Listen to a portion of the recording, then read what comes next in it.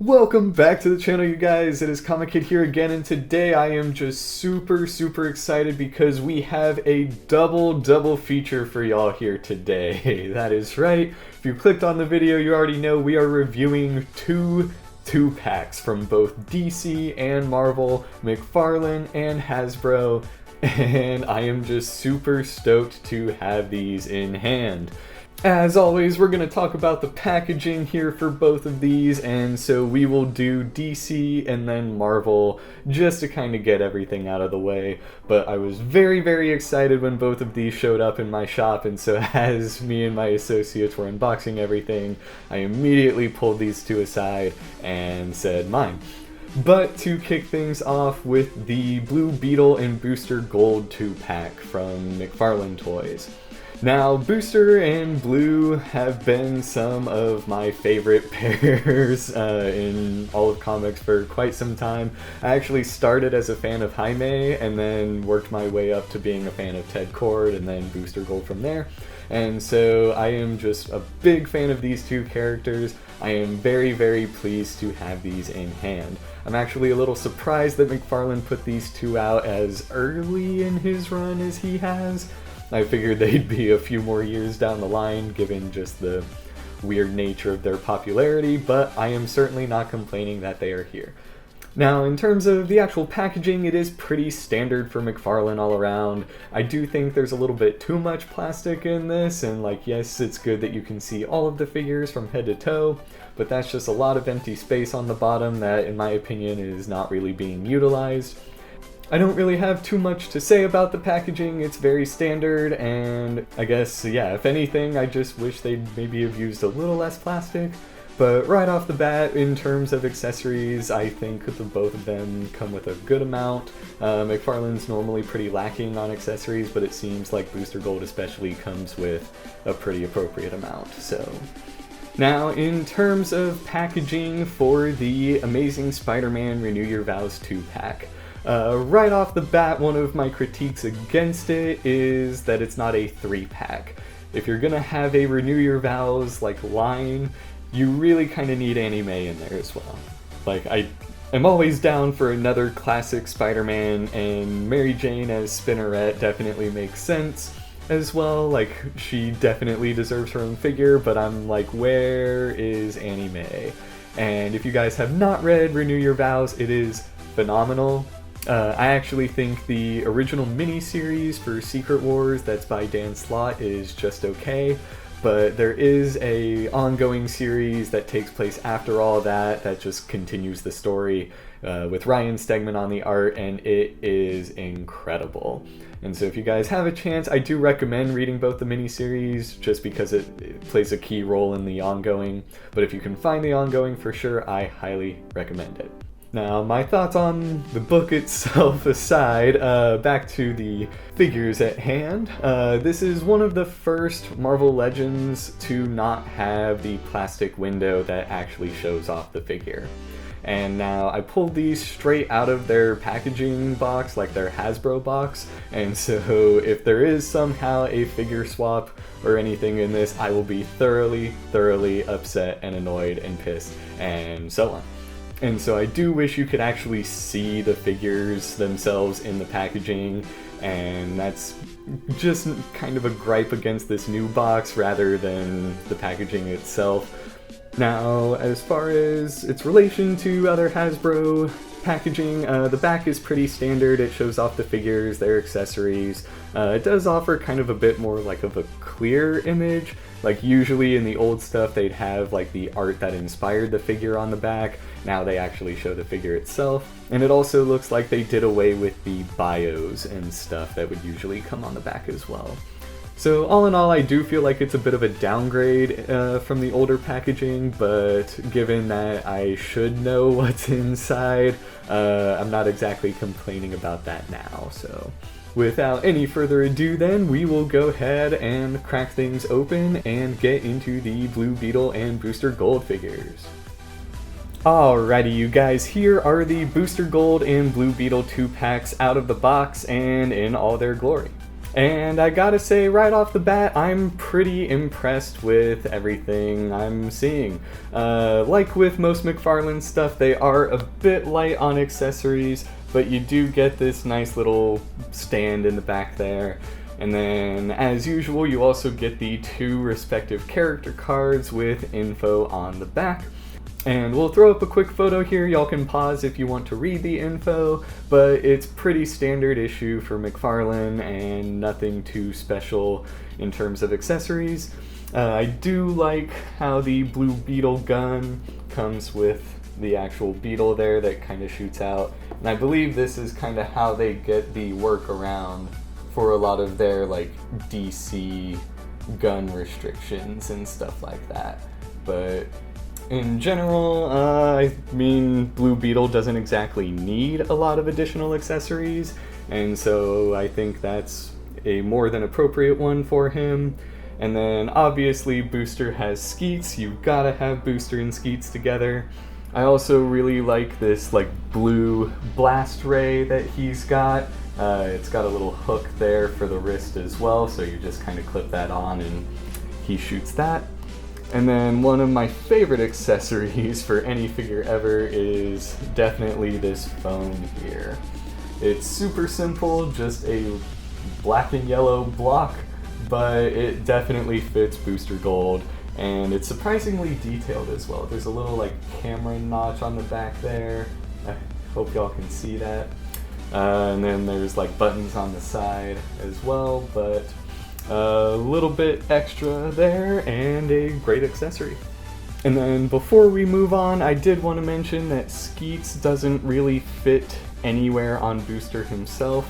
He does have this like weird clip thing in the base, which looks like it plugs into the actual base that they come with. I'll be showing the Mattel one here, but it actually like has a Skeets that kind of clips into a hole on the back of Booster, and I would kind of much rather prefer that, just to have Skeets like flying around, rather than him awkwardly on a pole that's just attached to the base. I don't really think this particular setup will fit on my DC shelf. I think it'll just take up too much room, and so having Booster without Skeets feels a little wrong, but I feel like I'm gonna have to do that. But to move on to the Sculpt and Paint, we'll start with Booster here. Immediately, one of the things that jumps out at me is this like paint inconsistency. I believe he uses the same legs as Blue Beetle here, and so they just painted over the sculpt, and I'm like, really, why did you do that? But that's really kind of the only gripe that I have with it. He's got the sculpted things on the wrist there. It's just a general smooth spandex body, not much more you need to do with that. And so I feel like most of the complaints I have with this figure are in regards to the paint. Mine in particular also has that like yellow smudge right there on the back, but I believe that's just my figure, not any of the others. And then since I have him here, this is the Mattel Booster Gold, and I feel like the only thing that I like better about this one is the gloss finish and the transparent goggles there. You can see his eyes, whereas in the McFarlane one, he's just got that like yellow block, sort of like Cyclops visor almost. And then there's the clip for Skeets on the back that I was talking about earlier. And so yeah, this is definitely a bit more of a dated look for Booster also, with the popped collar and all that. And so, I mean, unless you really like the glossy finish, I'd say this is still the better one. He is certainly an upgrade in terms of articulation as well. And so, as many pros as there are to the Mattel one, I feel like there are just as many cons, and vice versa for the McFarlane one. But all in all, he does come with the standard accessories and joints for McFarlane figures. You do have a like redesigned ball joint here. It's a little bit more flush with everything and feels a bit more natural than just like a literal ball, but it still does everything you need it to. And so I do kind of like this. I definitely prefer it, and I hope it's standard for McFarlane going forward. You do have double jointed knees, the standard hip joints. The plastic here in the underwear bit is actually way more flexible than I feel like it usually is, and I don't know if that's just my figure or not. It almost feels a little bit more like fragile as well, and so I'm not exactly concerned, but that does, I guess, leave cause for concern. And then you have ab joints there. It really kind of bunches up back there, so, but on the other hand, it does give him some really solid bend back mobility. He could bend forward a little better though, that's not too much there. And then standard shoulder joints with the butterfly joint there. And your standard double jointed elbows as well. And then both of them do have ball wrists as well, but yeah. And then the head goes all the way around, looks up pretty nice, and actually looks down pretty nice as well. So yeah, I gotta say, pretty impressed with the Booster Gold figure. Basically everything I could want. You know, obviously aside from a flying skeets, but what you gonna do? Moving on to Blue Beetle, his sculpt is definitely a bit more consistent with the paint job. The boots actually fit the character, and the paint fits as well, and so really the only inconsistencies are kind of the black line kind of along the crotch there. But aside from that, I feel like the paint on my Blue Beetle is a lot better than the paint on the Booster Gold. Like with the booster as well though, Blue Beetle's Mattel counterpart also has the transparent goggles there. And I mean, like, aside from that, I would say the McFarlane one is an all-around upgrade. If anything, because he only comes with the Blue Beetle gun, I do think he could have used some extra hands. But all in all, I mean, it's really, really solid. I won't go through the articulation on this guy just because he's identical to the Booster Gold, but you guys get the picture, and I'm really pleased with McFarlane's work here. So yeah, that is about it for the Booster Gold and Blue Beetle 2-pack. If I were to grade them, I'd probably say like a solid B. They are certainly upgrades from the Mattel ones, but there are still a few things that I think Mattel did better. I'd so much rather them get rid of the base and add a few more accessories too, or make the goggles transparent if that's where they needed their money to go. But I mean, the base is still nice to have. It will match virtually any figure setup. It doesn't have to be for Booster or Blue specifically. And yeah, aside from a few paint mishaps, I think they're really, really solid figures. If you're a fan of these two characters, I'd definitely say to check them out. They also don't have a whole lot of figures out there from my experience, and so it's definitely nice to have some updated, modernized versions of these two floating around out there. But that is it for these two, and we will now go ahead and crack open the Renew Your Vows 2-pack. Alrighty guys, now here they are in all their glory as well.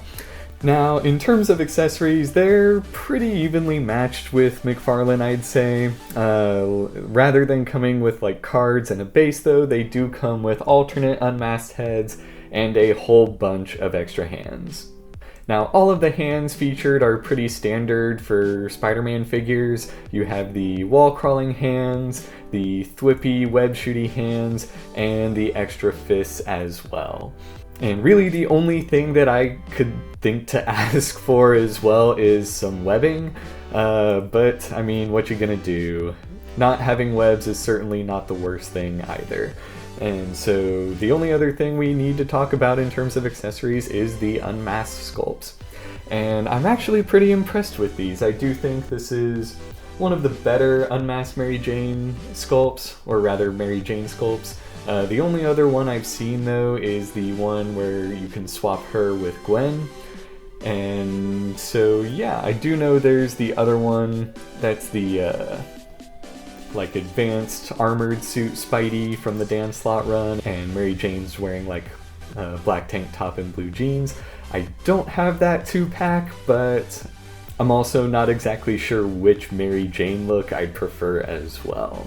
With the one where you can swap her head out for Gwen's, it's definitely more of a Gwen type body and style of clothing. And so when it comes to Mary Jane, I'm perfectly happy owning the Spinneret version of her as well. Now, in terms of the Peter Parker sculpt, it is about as Peter Parker as you can get. It's pretty solid all around in my opinion, actually, and though they've done some Peter head sculpts before, I don't know that I'd call this my favorite, but it is certainly not bad either. And so if you need an unmasked Peter, I'm gonna leave the Spider-Man mask on for this one when I have him displayed, but I mean, it's a really solid Peter sculpt as well. Now, in terms of sculpt and paint for the figures themselves, we'll start with Spinneret here. She's got the generic new female body sculpt, and I gotta say I do really like it. I really like how there's no pins, and Hasbro also kind of took forever to get double joints in the elbows on their women, and so yeah, all in all, really solid. She does not have feet articulation though. You do have the standard ankle joints for them, but there's no like toe joints that Spider-Man himself actually comes with. And so the general sculpt I do think is perfectly fine for this figure. As far as the paint goes, I'm not really noticing any discrepancies or errors or anything like that. I guess it does ride up a little bit. You can see some of the red breaking through kind of in that ab joint there. But I mean, it's not too bad, not too noticeable. You also have these kind of strange lines, which is more of like a break in the plastic than the actual like paint, I'd say. And so yeah, I mean, really solid all around. Now for the sculpt and paint in Spider-Man. I've seen a few people complain about the really dark blue, but I gotta say this is incredible. I love everything about this figure. A lot of people are actually saying this is one of the best Spider-Man figures yet made, and I gotta say, I get where they're coming from. The paint is a little bit inconsistent. It's a bit more matte kind of down here at the wrists and a bit more shiny here at the torso, so that's a little strange in my opinion. And then the mask does seem to run slightly too far on his left eye here, but I mean, aside from that, sculpt and paint are pretty solid. So yeah. I do believe this Spider-Man also features a different body from some of the other newer models. I'm not sure exactly how accurate that is though, and so don't quote me on that.